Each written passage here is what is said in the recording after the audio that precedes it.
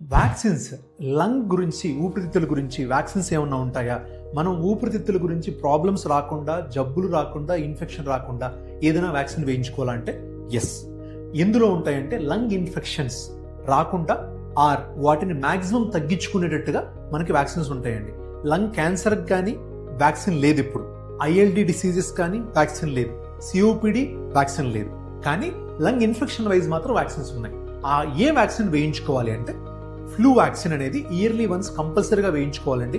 అది ఎవరు వేయించుకోవాలి అంటే ఎవరైతే మీకు ఆల్రెడీ ఎలర్జీ, ఆస్తమా ఉంటుందో, కిడ్నీ లివర్ ప్రాబ్లం ఉంటుందో, ఆర్ బీపీ షుగర్ థైరాయిడ్తో బాధపడుతూ ఉంటారో, or elderly more than 50 years వాళ్ళు ఉన్నారో, వీళ్ళందరూ కూడా తప్పనిసరిగా ఇయర్లీ వన్ ఇన్ఫ్లుయెంజా వ్యాక్సిన్ వేయించుకోవాలి.